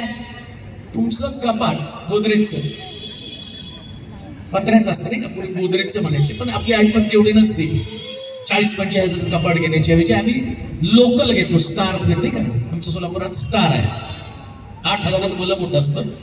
आणि त्या कपाटाचं वैशिष्ट्य काय माहिती? ते उघडलं, सगळे जुने कपडे धप धप धप धप धप, म्हणजे धुतले नाहीत, ज्याला काही इस्त्री नाही, ते सगळे आतमध्ये कोंबलेले असतात. आणि ते उघडले, कारण आम्ही कशी लोक आहेत माहिती का, मुळामध्ये आमच्या भरपूर आळस घातलेला असतो. जे धुवायचे नाही ते कपडे कोंबून टाकायचे. आणि काही लोक, ही साडी किती दिवस शोधत होते, याचा अर्थ किती दिवस न धुता आतमध्ये होते. आत्ता सापडली, आत्ता माझ्या लक्षात आले की आमचं कपाट.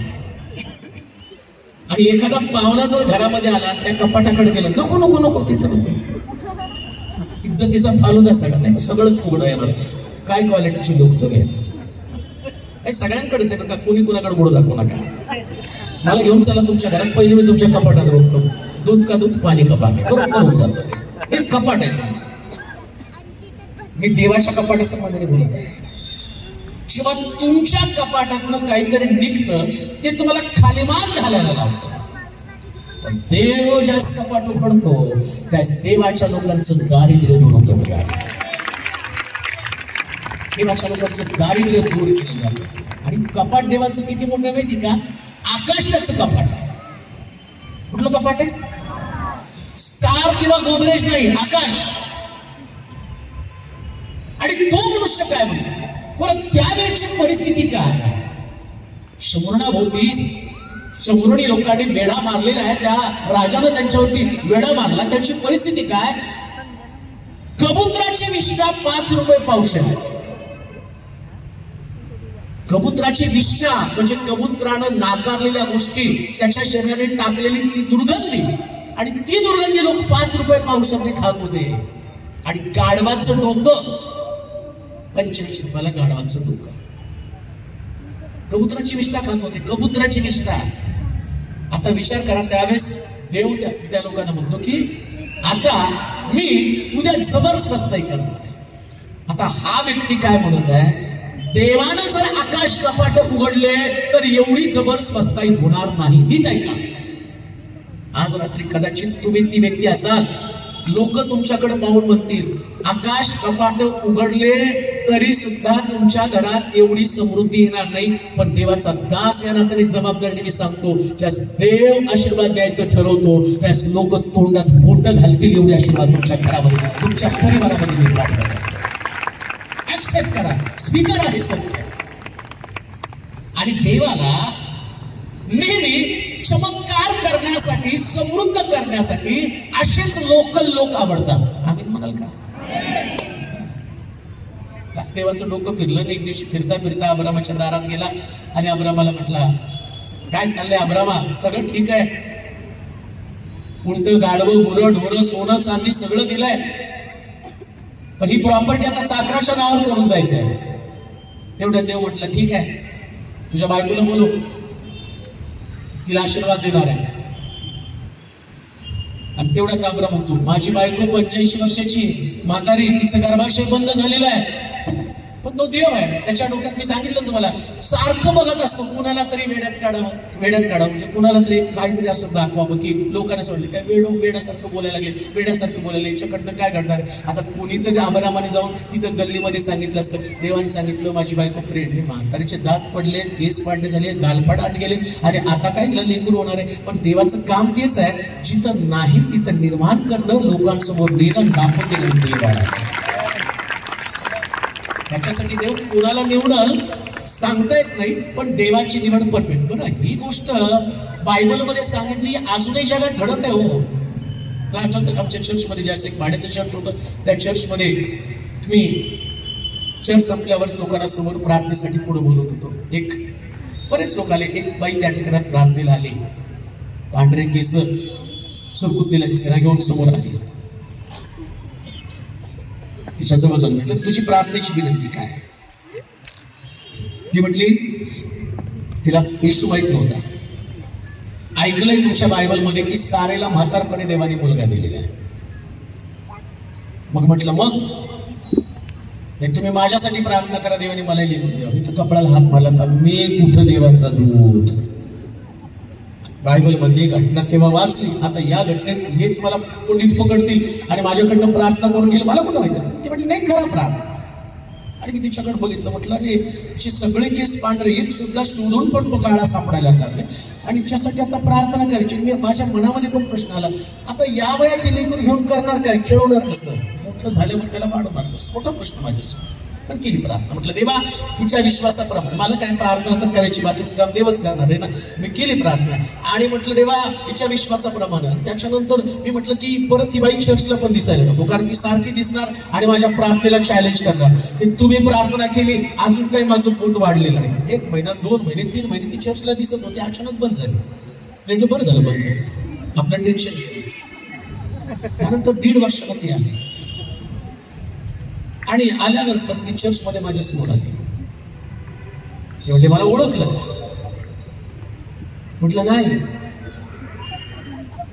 तुम्ही ज्या देवाकडे प्रार्थना केली त्या देवानं या वयामध्ये मला मुलगा दिलेला. विश्वास करू शकता तुम्ही? देवाचे लोक तुम्ही बनता त्यावेळेस देव किती समृद्धीचे आशीर्वाद तुम्हाला देऊ शकतो, किती समृद्धीचे आशीर्वाद देव तुम्हाला देऊ शकतो. म्हणून देव ही नुसती भावना असू देऊ नका बरं का. कधी कधी देव ही नुसती आमची भावना असते. जेव्हा भावना असतात ना, तेव्हा तुमच्यामध्ये निराशा, तुमच्यामध्ये खिन्नता, अविश्वास आणि तुमच्या परिस्थितीकडे पाहून तुम्ही अशा काही कृती करता की त्याच्यामध्ये तुम्ही देवाचे लोक बनू शकत नाही. देव ही भावना नाही, देव हा तुमचा विश्वास पाहिजे.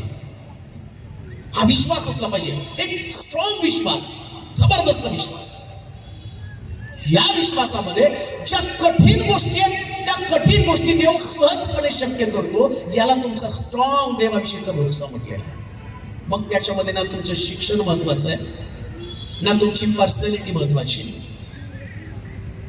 ना तुमची ओळख महत्वाची, ना तुमची ताकद महत्वाची. दाविदाकडे ताकद नव्हती. गल्ल्यात त्याला पाहून म्हणतो, मी काही कुत्रा आहे का, हातामध्ये काठी घेऊन तो आला. त्याच्याकडे पर्सनॅलिटी नाही. एवढा छोटासा दावीद, 11 फुटी गल्ल्यात, आणि तो गल्ल्यात त्याला म्हणतो, अरे 6 फुटाचा दावीद 11 फुटाचा गल्ल्यात. विचार करा काय त्यांच्या हाईट मध्ये तफावत आहे. आणि त्याची शरीरयष्टी 85 किलोचं चिलकत अंगावरती. ड्रेस किती किलोचा होता? 85 किलोचा. आमचा नवरा 10 किलो आणायला लागला तर वाटेत दम लागून पडतो नाही का. आणि तो गल्ल्यात 85 किलोचा नुसतं चिलखत घालत होता, 15 किलोचा भाला हातामध्ये घेऊन फिरत होता. इतका भयानक प्रकारचा तो जायंट, इतका भयानक प्रकारचा तो महाकाय. पण दावीद त्याच्याकडे पाहून म्हणतो, मी तुझ्या पर्सनॅलिटीकडे बघत नाही, तू पण माझ्या पर्सनॅलिटीकडे बघू नको. माझ्या पर्सनॅलिटी मध्ये लपलेला एक व्यक्ती आहे आणि त्याच्या नावानं मी तुझ्यावरती चाल करून जातो. एका क्षणामध्ये दावीद त्या गल्ल्यावरती विजय करू. म्हणून तुम्हाला सांगतो, तुमच्या पर्सनॅलिटीकडे फक्त देवावरती विश्वास ठेवा. देव सगळं काही आहे आणि तो तुम्हाला तुमच्या कल्पनेच्या पलीकडचे आशीर्वाद रात्रंदिवस. देव काय करतो माहिती का? रात्रंदिवस विचार करतो. माझ्या संबंधात देवाकडे रात्रंदिवस विचार असतात. काय करायचं मनोजसाठी. मी जसा विचार करतो, सांगली जायचं, उद्या मिरजला जायचं, परवा आज मुंबईला जायचं, मग बसायचं. मी विचार हे करतो, इकडे देव पण विचार करतो ना, याला काय द्यायला पाहिजे. आता विचार करा, देवाच्या विचारांमध्ये तुम्ही कुठे आहे? तुम्हाला का द्यावं हाही प्रश्न आहे तुमच्याकडे. तुम्हाला का द्यावं? काय तुमच्याकडे प्रभाव टाकलाय तुम्ही देवावरती? कोणतं प्रभावित तुमचं जीवन आहे? कसली तुमची पर्सनॅलिटी आहे? मुळामध्ये देव ही जी व्यक्ती आहे ना, हा ईश्वर शिष्य निवडताना 500 शिष्य, 500 मधनं 70, 70 मधनं 12. मग इकडं सुद्धा येशूची निवड आहे. 500 होते, 500ला काटछाट हे नको म्हटलं. पुन्हा त्यानं 70 निवडले, म्हणलं हे पण नको. मग तो म्हटलं नाही 12च पाहिजे. 12 मध्ये पण 3 लोक डोंगरावरती तो प्रार्थनेसाठी घेऊन गेला. प्रभाव आहे ना काहीतरी. एवढ्या मोठ्या जगामध्ये विश्वासणारे भरपूर आहेत. प्रभाव काय तुमचा? तुम्ही विचार करा. तुम्ही चर्चला जाता निवांत, मीटिंगला येता निवांत आणि आशीर्वाद. काही लोक मीटिंगला लेट येतील पण आशीर्वादाला सगळ्यात पुढे. अगदी 9ला येतील, त्यांनी या कुणाला प्रार्थना करून घ्यायची. सरका आम्हाला घेऊ द्या. आणि एवढं करून ते गप्प बसणार नाही. तिथून काय करता? जरा डोक्यावरून हात ठेवा. डोक्यावर अख्खा अंगावर बसतो तुमच्या. लेट या, आशीर्वाद घ्या. आणि देवाने दिला तुम्हाला आशीर्वाद. डोक्यावर हात ठेवून तुमचे केस केले आणि तुमचं तेल त्या बाळकाच्या डोक्याच्या हाताला लागलं. काही फरक नाही झाला बरं का. पण एक गोष्ट ध्यानात ठेवा, प्रभावित जीवन तुम्ही जे आहात ते नसता. कारण प्रभावित जीवन देव तुम्हाला बदलून टाकण्यासाठी कारणीभूत ठरतात. प्रभावित जीवन जगा, प्रभावित जीवन. म्हणून समृद्धी देत असताना देव अभिवचन पाठवतो. आकाश कपाट उघडून मावणार नाही आशीर्वाद. आज रात्री मी तुमच्यासाठी सांगतो, कोणीतरी तुमच्यामध्ये एक व्यक्ती असेल, प्रभू तिला ते अभिवचन देत आहे. सांगतो, आकाश कपाट उघडून माझे आशीर्वाद मी तुझ्यामध्ये पाठवेल. फक्त तुम्हाला स्वीकारायचं. तुम्ही स्वीकारलं नाही तर देवाचं काही नुकसान नाही. दुसऱ्या भाषेमध्ये मी तुम्हाला सांगतो, एका घरामध्ये 4 भाकरी आहेत, 8 लोक आहेत. 8 लोकांमध्ये 4 भाकरी वाटल्या तर अर्ध्या येतील. पण त्या घरामध्ये 8 लोकांमधल्या 2च लोकांनी ठरवलं की नाही आम्ही जेवणार आहे, आणि 6 लोक म्हणले आम्ही जेवणारच नाही. तर प्रत्येकाला किती दिलो? 2-2 येतील का? 6 लोक म्हणले नाही आम्हाला नकोच आहे, आम्ही जेवणारच नाही. म्हणजे फायदा कोणाचा होणार आहे? जे खाणारे त्यांचा होणार आहे ना. तसं तुम्ही एवढे लोक आहेत, परंतु इथं स्वीकारणाऱ्याचा फायदा होईल. जे स्वीकारतात त्यांच्यासाठी आकाश कपाट उघडली जाणार. आम्हाला ऍक्सेप्ट करायचं म्हणजे होय प्रभू मी तुझ्या वचनावरती विश्वास ठेवत आहे. तुम्हाला काय करायचं तर वेगळी गोष्ट तुम्हाला करायची का? मी मागच्या काही दिवसामध्ये बाहेरून बरेच लोक चर्चसाठी येत होते. त्यास आमचं जे चर्च आम्ही बांधलं ते जरा कमी पडत होतं. मग आम्ही ठरवलं की नाही आता चर्च एक्सटेंड करायचं. एक्सटेंड करायचं म्हटल्यावर मी थोडे पैसे जमा केले. मीटिंगला जात होतो तर त्याच्यातले पैसे मी पेट्रोल डिझेलसाठी वापरायचो. ते म्हटलं नाही आता थोडे दिवस आपण आपले पैसे खर्च करायचे. आणि मग 60 वेळेला सुरुवात केली. काहीतरी माझ्याकडं 2.5-3 लाख रुपये चर्चचे जमले. आणि म्हटलं नाही आपण चर्च एक्सटेंड करायचं. बोलवलं मंडळीच्या लोकांना, आपल्याला चर्च वाढवायचे, मोठं करायचं. खाली पार्किंग, वरती चांगला AC हॉल, बाहेर आवाज जायला नको, कोणाला त्रास व्हायला नको. कारण पूर्वी जंगलात चर्च होता, तर सगळे बिल्डिंग झाल्या, सोसायटी झाली. म्हटलं आपला त्रास लोकांना व्हायला नको, लिफ्ट असावी, सगळं योजना मांडून ठेवली. आणि बिल्डरला बोलवलं, जे चर्चमधलेच कॉन्ट्रॅक्टर होते त्यांना बोलवले. म्हटलं बजेट सांग किती आहे. माझ्याकडे होते त्यावेळेस 2.25 लाख रुपये 3 लाख रुपये घेतले होते. कळलं किती बजेट होईल त्याने? आम्हा एक 8 दिवसाची मुदत द्या. 8 दिवसांनी त्यांनी बजेट काढून दिलं आणि म्हटलं 1.25 कोटी रुपये. आणि शिल्लक किती माझ्याकडं? 2-3 लाख रुपये. आणि म्हटलं चालू करू आपण. पैसे नाहीत बरं का, चालू करू आपण. आणि चालू करायला सुरुवात केली. टिका मारला. थोडस थांबलो आम्ही, कारण आता मशीन वगैरे यायचं होतं. इथं 2.25 लाखापासून जवळजवळ टिकाव मारण्याच्या काळापर्यंत 10 लाख रुपये जमा झाले. आणि मी तुम्हाला सांगतो, मी देवाच्या वचनावरती विश्वास ठेवून गेलो. आजच्या घडीला जेवढी रक्कम मला पाहिजे तेवढी रक्कम माझ्या खात्यावरती आहे का? देव आकाश कपाट उघडून सगळ्या गोष्टीचे आशीर्वाद तुम्हाला देत असतो. तुम्ही पाहतो माझ्याकडे तेवढे पैसे नव्हतेच, पण देवाकडे आहेत ना. मला देवाच्या बँकेकडे बघायचं. माझ्या बँकेकडे बघितलं तर माझी बँक सांगते नाही बाळक साहेब तुम्हाला नाही जमणार. म्हणून लक्षात ठेवा, तुम्ही तुमच्याकडे बघू नका. तुमची पगार किती आहे आणि तुमच्या पगारामध्ये तुमची पगार किती पण असू द्या, विधवेकडे एक भाकर आहे की तिचं उत्पन्न आहे. पण तो संदेश काय, तो एरिया तिला काय म्हणतो, बाई तुझी भाकर तू मला दे आणि मी तुझ्यासाठी प्रार्थना करेल. तर तिची एक भाकर तिला 3.5 वर्षाचा पुरवठा करून त्याने दिली. हा देवाच्या समृद्धीचा आशीर्वाद आहे. देवाच्या समृद्धीचा आशीर्वाद. मी बायबल कॉलेजला जाऊन पाळक नाही झालो बरं का. आणि जेव्हा मी पाळक झालो त्या दिवशी बायबलची 66 पुस्तकं सुद्धा मला माहित नव्हती. संडे स्कूलची लेकर ओरडत होती 66 पुस्तकं, जुना करार 39, जुना करार 27. अरे म्हटलं यांना माहिती, मला माहित नाही. आणि मी उठलो आणि सेवा करायला लागलो की नाही, मला देवाने सांगितलं ते ठिकाण तू तिथं जा. पण का प्रभूकडे वळायला माहिती का?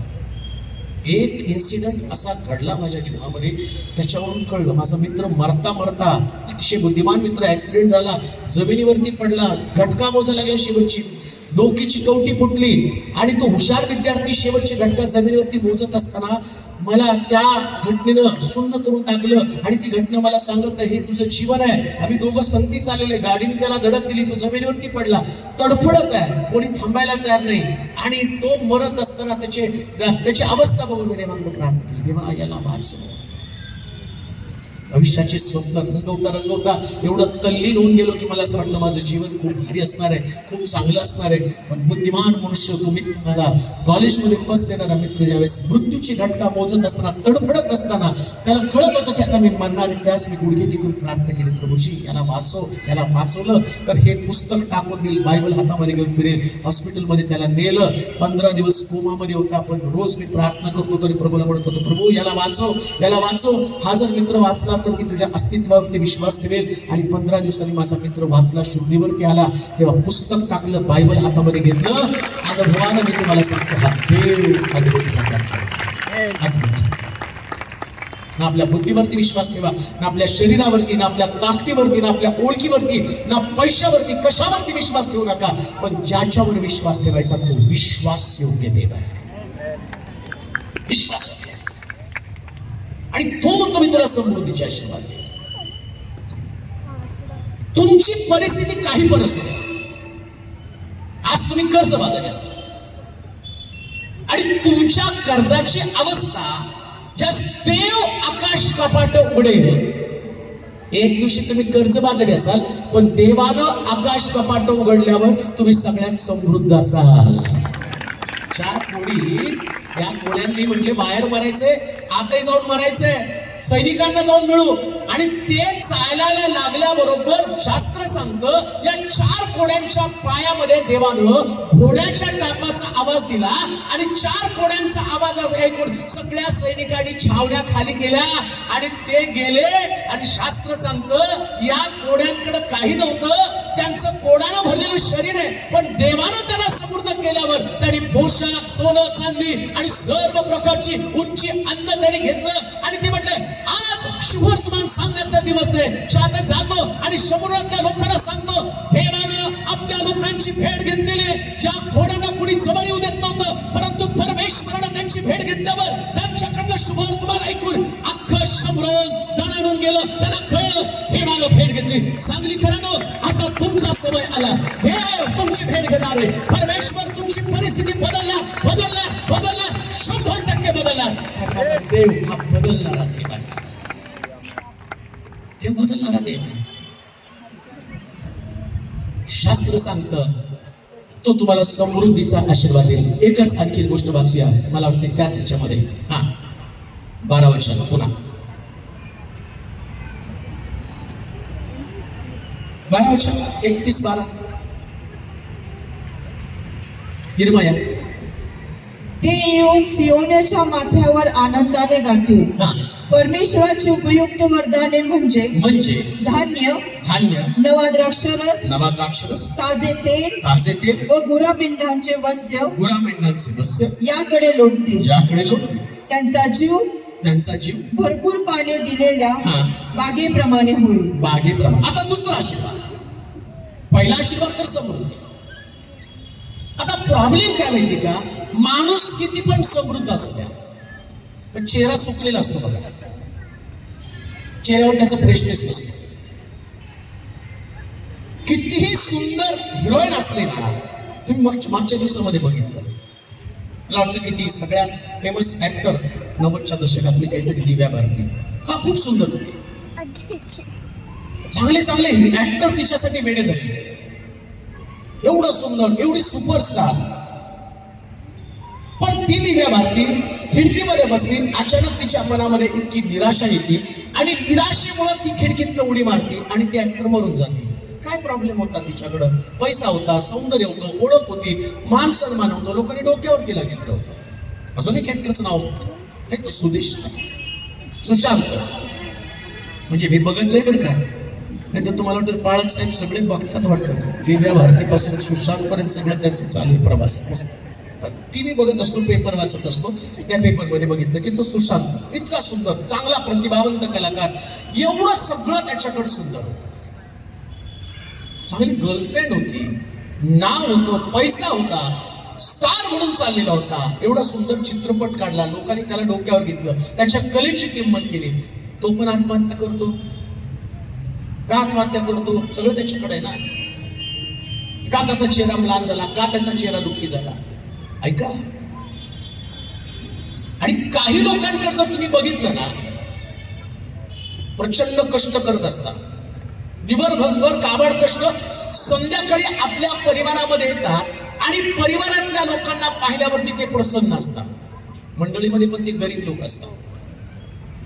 ते येतात चर्चमध्ये, तुम्ही त्यांच्याकडे बघितलं तर त्याला येताना गाडी खर्च नसतो आणि चालत देवाच्या मंदिराकडे ते येतात. पण देवाला भेटल्यानंतर तुम्ही त्यांच्या चेहऱ्यावरचा आनंद बघितला तर बायबलमध्ये सांगितल्याप्रमाणे तो म्हणतो, मी त्यांच्या चेहऱ्यामध्ये असा ताजा तवानापणा निर्माण करेल की बागेला पाणी दिलेल्या असणाऱ्या झाडासारखा तो दिसणार. म्हणून 20व्या स्तोत्रामध्ये म्हटलं, तो माझा जीव ताजा तवाना. तुम्हाला फ्रेश कोण करत नाही, तुम्हाला फ्रेश फक्त तुमचा देव करत असतो. प्रिया,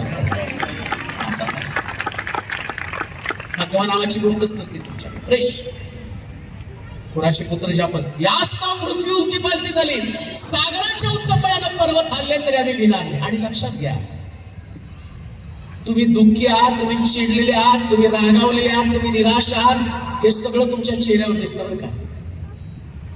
लोक लगेच म्हणतात, बघितला चेहरा कसा फुगलाय. चर्चमध्ये तुम्ही आला की तोंड फुगलेलं असतं. पाळकावर, मंडळीवरती, लोकांवरती, कोणाबरोबर असतं फुगले, लालबंद. आता चेहऱ्याला पाय भांडण्याच्या मोडमध्ये, चेहरा बरोबर सांगितलं असतं, निराशात रडत असतात. मग आता हे वरदान तुम्हाला कोण देणार आहे? अजून एक गोष्ट तुम्हाला सांगतो, कोणतं जगातलं पार्लर तुमचा चेहरा चेंज करत नाही बरं का. ते लग्नापर्यंत 5-50 हजार घालवून थापून नवऱ्याला म्हणतो खूप सुंदर बायको मिळाली, सकाळी उठल्यावर तू धुतल्यावर कळतो, अरे ऍपल मांगा था, कवर ऍपलचं होतं पण सॅमसंगचं निघालो. तो टेम्पररी चेहरा फ्रेश असतो, पण जास्त देव भेटतो ना, आयुष्यभर तुमचा चेहरा फ्रेश असतो.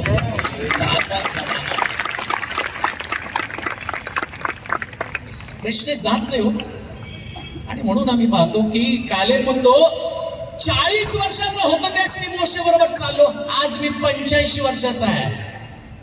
85 वर्षाचा काय फ्रेश आहे तो. काय म्हणतो माहिती का, त्याला विचारलं आता प्रदेशाची वाटणी करण्याचा समय आलेला आहे, तुझ्या वाटेला कोणतं यावं. इतका कजेला आहे ना, तो म्हणतो मला डोंगर दे. मी काय असं साध्या साध्या गोष्टी मागत नाही. म्हणून लक्षात ठेवा, देवाच्या लोकांनी साधे साधे प्रश्न नाही मागायचे. अहो साधं छातीत दुखलं, ऍसिडिटी झाली, छातीत दुखल्यावर लगेच तिकडं अहो काय नाही नाही मशीन मध्ये घाला, ECG बघा. तरी सांगतो ECG तुमचा नॉर्मल आहे. नाही नाही असं होऊ शकत नाही. जेव्हा डॉक्टर 2-3 ब्लॉक आहे, इतका आनंद जसं काय याने फ्लॅटच घेतला 2-3 ब्लॉक. मला ब्लॉक आहे, मला ब्लॉक आहे, मला ब्लॉक आहे, मला ब्लॉक आहे. जाताना चालत चालत गेला, आपण येताना छाती धरून आला, मला ब्लॉक आहे. मला तर सुरुवातीला कळत नव्हतं एक ब्लॉक काय म्हणतात म्हणून. याने नवीन घेतलं काय काय ब्लॉकचा. काय कॉमेडी आमचं आत्मिक जीवन. इकडं प्रभूनं सांगितलं अरे तू निरोगी आहे. आणि लक्षात ठेवा, एकदा एखाद्या व्यक्तीच्या अंतःकरणामध्ये देवाविषयीचा विश्वास जर बसला ना, तो जसं लाजरसला देवानं कबरेतनं बाहेर काढला, तसा माझा देव यातून मला बाहेर काढण्यासाठी समोर आला. एक बाई तिनं प्रार्थना रिक्वेस्ट पाठवली तुम्हाला. म्हटलं की बाळासाहेब प्रार्थना करा, पोटामध्ये बाळ आहे आणि माझं बाळ आणि मी दोघं पण गंभीर आहोत. तुम्ही माझ्या पोटातल्या बाळासाठी प्रार्थना करा. तिने फक्त एवढंच वाक्य सांगितलं, माझ्या पोटातल्या बाळासाठी प्रार्थना करा. आणि मग मी प्रार्थना केली. म्हटलं प्रभू हिच्या पोटामध्ये असणारं बाळ सुरक्षित राहू दे, हिला पण सुरक्षित राहू दे. त्यानंतर त्या बाईचा 1 महिन्यानं काहीतरी मला कॉल आला आणि तिने सांगितलं की पास्टर मी 30 बहीण बोलती ज्या बहिणीने तुम्हाला पोटातल्या बाळासाठी प्रार्थना करायला सांगितली होती. आणि तुम्हाला यासाठी मी प्रार्थना करायला सांगितली होती की माझ्या पोटातलं बाळ मेलेलं होतं आणि डॉक्टरने सांगितलं होतं आता त्याला ड्रिल करून काढायचंय. नाही ड्रिल करून काढलं तर ते बाळ तुझ्या शरीरात पॉयझनच्या रूपानं, तुम्हाला माहिती आहे ते किती कॉम्प्लिकेटेड असतं, आणि सगळं पॉयझन त्याच्यामध्ये होईल आणि बाळ तर गेलेलं आहे पण तू पण जाशील. परंतु डॉक्टर बोलल्यावरती मी त्यांच्यावर नाही विश्वास ठेवला. मला माझा विश्वास देवावरती होता की देव काहीतरी मिरॅकल करेल, चमत्कार करेल. सत्य घटना सांगतो मी, युट्यूबला ती माझी साक्ष आहे, काही कुठल्याच संदेशात सांगितली नाही, पण बऱ्याच मीटिंगमध्ये मी ती सांगत असतो. आणि मी तिच्यासाठी प्रार्थना केली आणि ती म्हटली अहो जेव्हा डॉक्टर म्हटले की 2 ऑप्शन आहेत, एक इंजेक्शन देऊन ते बाळ बाहेर यायला पाहिजे आणि दुसरं त्याला ड्रिल काढून बाहेर केलं पाहिजे. तर त्यांनी मला इंजेक्शन दिलं होतं आणि म्हटलं इंजेक्शन देऊन तुमची डिलिव्हरी नॉर्मल होती का बघू. आणि ते ज्यावेळेस त्यांनी मला इंजेक्शन दिलं आणि डिलिव्हरी माझी नॉर्मल होऊन बाळ बाहेर आलं तर डॉक्टर आश्चर्यचकित झाले, ते बाळ मेलं नव्हतं, बाळ जिवंत होतं. तुमचा चेहरा माझा तबाला करतो.